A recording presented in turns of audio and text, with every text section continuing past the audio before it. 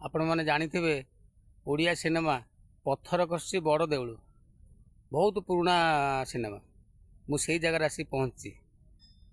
सेठी गोटे नई थिला नई रे आमर जी अच्छा हीरो थिले सिद्धार्थ महापात्र एवं तांको सहित आमर जड़े बंगाली हिरोइन थिले से डंगारे पारि जाउथिले से डंगारे मध्य भेलियान जे थिले आमर राही मोहन सार सी भी थिले से डंगारे से जाउथिले से नई एवं डंगा तापर नई सेपटे गोटे घर तैयारी करथिले गोटे झुंपड़ी भितर आमर हिरो थिले एवं हिरोइन थिले सेठी जाइकी से जगार गोटे फाइटिंग सीन शूटिंग होता से जगटा पाखे मुझे पहुँची गली आपण मानू जाऊँ देखी से जगह देखी नि यही हूँ से नई देखु डंगा भी अच्छी एपटू डंगार सेपटू से पारि होते से सीन भी आपण मैंने भी देखिपारे से सिनेमा देखिले एवं देखि सेपट साइड रे घर तैयारी होता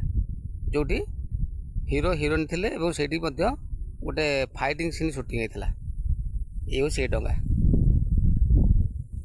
सेपट भी आउ डंगा भी अच्छी नईटा एमती पूरा लगी लंबी पूरा देखु ये जाल भी बंधा है माछ भी धरा चलती माछ भी धरुं लोक मैंने केते सुंदर जगह बहुत माने पुराना पर्यटन स्थली ये आपण मानू निश्चिंत मु कहिबी मंदिर पाखु गला परे ये जो रास्ता आपण माने देखि पारुछंती से सिनेमा रे बहुत सीन जाइए ये रास्ता रे किंतु एबे जंगल हो काजू जंगल आकाशिया गछ सब लगी पड़ी कि सेतबेले आपण माने देखिथिबे झाऊ जंगल थिला ये सब टोटाल झाऊ जंगल थिला एबे आउ झाऊ जंगल नाही देखंतु ये सब टोटाल खाली जंगल हो नड़िया गछ भी एबे अछि तापर देखंतु एटा होछि घाट एटा हमर नईर घाट ये किंतु नाही डंगा डंगा सब सेपट अच्छी ये घाट या परे ये जो नई देखुं ये नई सेपटे आपन जो देखुं गछ लगी सी हूँ कि झाऊ जंगल पर पड़ो समुद्र यही जगह पत्थर खसी बड़ दौड़ ओडिया सिनेमा शूटिंग होता मुझे पहुँची गली आमर मंदिर बेढ़ा पाखे देखु मंदिर बेढ़ा पर आप देखिपे से रास्तार सब चलिकी जाऊँगी घाट को केते सुंदर लगुच परिवेश देखो केते बढ़िया लगुच यह हूँ आम माँ बाली हरचंडी आपण मैंने जिते पुरी आसते ब्रह्मगिरी पुरी 20 किलोमीटर भितर पड़े माँ बाली हरचंडी मंदिर टी भितर को आप आसा पड़ो आ 5 किलोमीटर माँ बाली हरचंडी मंदिर देखु ये हूँ से माँ को मंदिर पत्थर खसी बड़दौली ओडिया सिनेमा रे ये माँ को मंदिर रु पत्थर खसला आपण मैंने निश्चित देखी थे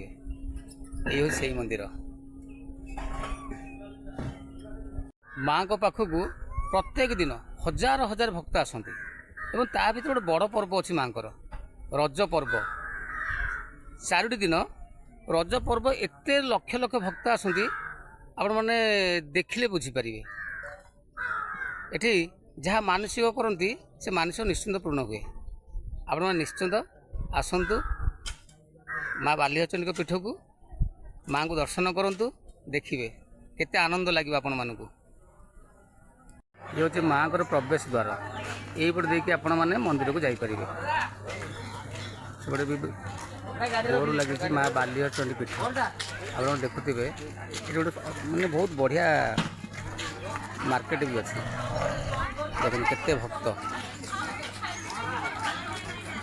ये जगह सब मिल आप जहाँ भी खोजी पारे आपण मैंने यदि पिकनिक करने ये रोषे करेंगे ये सब आपण मैंने पाइपर देखो एपटे रास्ता अच्छी ये रास्तार तलू गले आप समुद्र को जापर ଦେଖନ୍ତୁ ସମସ୍ତେ ଆସୁଛନ୍ତି। ଏ ଯେଉଁ ଆପଣମାନେ ଯେଉଁ ପିଣ୍ଡି ଦେଖୁଛନ୍ତି, ଏ ଯେଉଁ ପିଣ୍ଡି, ଏ ପିଣ୍ଡିରେ ଆପଣମାନେ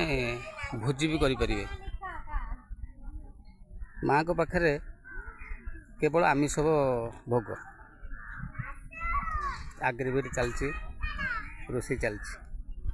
ସବୁ ଫିଷ୍ଟ କରୁଛନ୍ତି। ଆଉ ଆପଣମାନେ ଯଦି ଯାନବାହନରେ ଆସୁଛନ୍ତି, ଏଠି ପାର୍କିଂ ବି କରାଯାଇଛି। এই ପାର୍କିଂ ଜାଗାରେ ଆପଣମାନେ ଗାଡ଼ି ରଖିପାରିବେ। ଦେଖନ୍ତୁ ଏ ଯେଉଁ ଘର ଦେଖୁଛନ୍ତି, ଯଦି ଆପଣଙ୍କର କିଛି ଅସୁବିଧା ହେଲା, ଏ ଘରେ ବି ଆପଣମାନେ ରେଷ୍ଟ ନେଇପାରିବେ। ସବୁ ସୁବିଧା ଆଜ୍ଞା ଏଠି ସବୁ ଅଛି।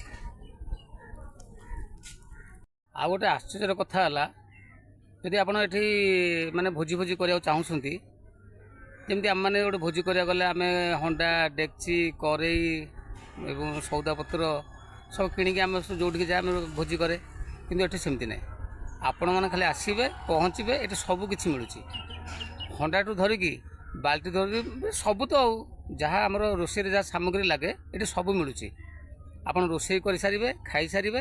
ତାପରେ ସେ ସେମାନଙ୍କୁ ଫେରସ୍ତ କରିପାରିବେ। ସେ ସୁବିଧା ବି ଏଠି ଆପଣମାନଙ୍କୁ ମିଳିପାରିବ। ଏ ହେଉଛି ମନ୍ଦିରର ବାହାର ପଟ। ଦେଖନ୍ତୁ ଏଠି ବି ରୋଷେଇ ଚାଲିଛି। ଏସବୁ ବାଲି ଏଇଟା ହେଲା ମେନ୍ ରାସ୍ତା। এই ରାସ୍ତା ଦେଇ ଗଲେ ଆପଣ ମେନ୍ ରୋଡ଼କୁ ପହଞ୍ଚି ପାରିବେ। ବାହାର ଦୃଶ୍ୟ।